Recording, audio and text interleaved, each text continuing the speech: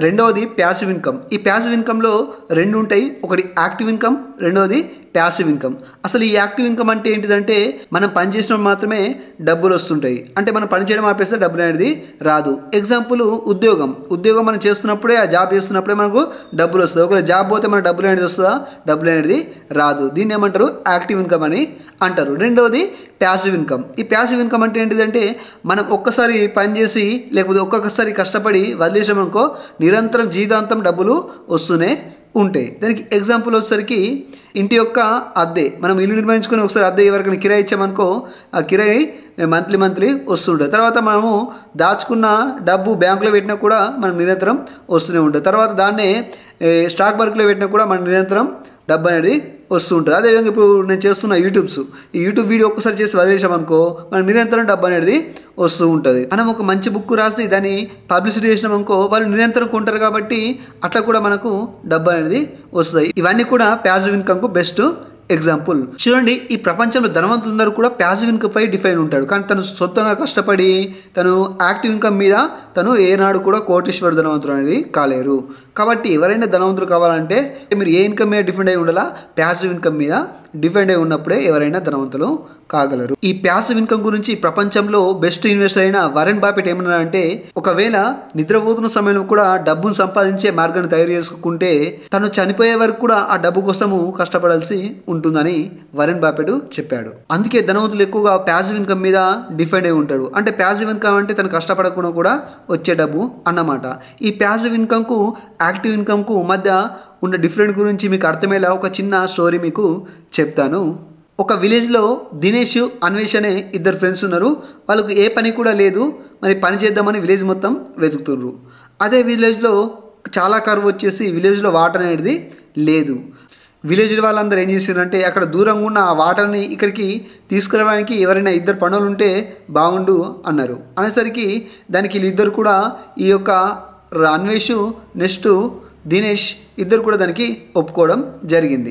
అంటే ఈ విలేజ్కి ఎంత నీరు తీసుకొస్తే అన్ని డబ్బులు వాళ్ళకి ఇస్తారన్నమాట.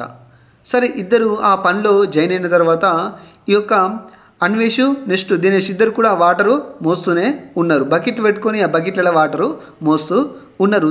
ఇలా డైలీ ఆ దూరంగా ఉన్న నది నుంచి బకెట్లలో అటొకటి తాడు కట్టుకొని బకెట్లలో 2 బకెట్లలో తీసుకొచ్చేసి ఈ విలేజ్కి అందిస్తున్నారు. ఇలా దినేష్ రోజు అందిస్తున్నప్పుడు అన్వేష్కు ఒక ఆలోచన వచ్చింది. ఇలా ఇన్ని రోజులు కష్టపడాలి. అన్వేష్ దినేష్తో ఈ విధంగా అడుగుతాడు, మనం ఇలా రోజు కష్టపడి బకెట్లో మోసే బదులు మనం అక్కడ నుండి ఇక్కడికి ఒక పైప్ లైన్ అనేది వేద్దాం, దానికి నువ్వు సపోర్ట్ చేసిన ఇద్దరం కలిసి పైప్ లైన్ అనేది వేద్దామని ఎవరు అనుకుంటాడు? ఈ అన్వేష్ అనేది అనుకుంటాడు. అప్పుడు దినేష్ ఏమంటాడంటే ఇలా రోజు పైప్ లైన్ వేస్తూ మన టైం వేస్ట్ చేసే బదులు మరి ఆ సమయానికి కూడా ఇంకొన్ని బకెట్లు మోస్తే మనకి ఎక్కువ డబ్బు వస్తుంది కదా అని దినేష్ ఆలోచిస్తాడు. దానికి దినేష్ అనేది ఒప్పుకోడు. నేను బకెట్లలో నీళ్ళు మోస్తా, నాకు పైప్ లైన్ వద్దని దినేష్ డైరెక్ట్ చెప్పేస్తాడు. అప్పుడు ఈ అన్వేష్ ఏం చేస్తాడంటే ఆ బకెట్ మోసినాక ఖాళీ సమయం ఉన్నప్పుడు నెక్స్ట్ లేకపోతే సెలవులు ఉన్నప్పుడు అక్కడ నుండి పైప్ లైన్ వేస్తూ వస్తుంటాడు. అదే ఖాళీ సమయంలో ఈ దినేష్ ఇంకొన్ని బకెట్లు మోస్తూ డబ్బు ఎక్కువగా సంపాదిస్తాడు. ఇలా అన్వేష్ అక్కడ నుంచి పైప్ లైన్ వేస్తూ కొన్ని రోజుల తర్వాత విలేజ్కి పైప్ లైన్ అనేది రావడం జరుగుతుంది. అప్పుడు అన్వేష్ కాలు మీద కాలు వేసుకొని కూర్చుంటాడు. ఆ పైప్ నుంచి వచ్చే వాటర్తో విలేజ్ వాళ్ళు వాటర్ తీసుకుంటే ఇతనికి డబ్బులు చెల్లిస్తాడు. ఇక్కడ దినేష్ ఏం చేస్తాడంటే ఇంకా బకెట్లతో నీళ్లు మోస్తూనే ఉంటాడు.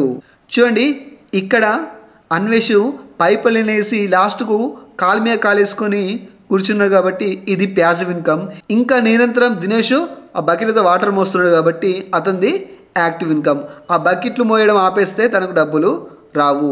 బట్ ఇక్కడ ఏంటిది? అన్వేష్ కాలు మీద కాలు కూర్చున్నా కూడా తనకు డబ్బులు అనేది వస్తూనే ఉంటాయి అన్నమాట.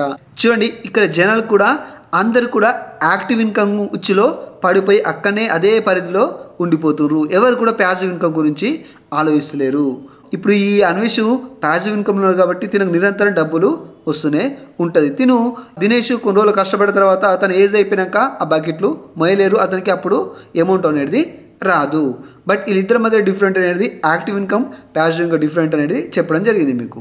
చూడండి, నేను చెప్పేది ఒకటే, మనం డబ్బు కోసం పని చేయొద్దు, ఆ డబ్బే మన కోసం పని చేయాలా. ఎగ్జాంపుల్, ఈ యాక్టివ్ ఇన్కమ్ అనేది డబ్బు కోసం మనం పని చేస్తున్నట్టు, ప్యాసివ్ ఇన్కమ్ అనేది మన కోసమే డబ్బు పని చేస్తున్నట్టు.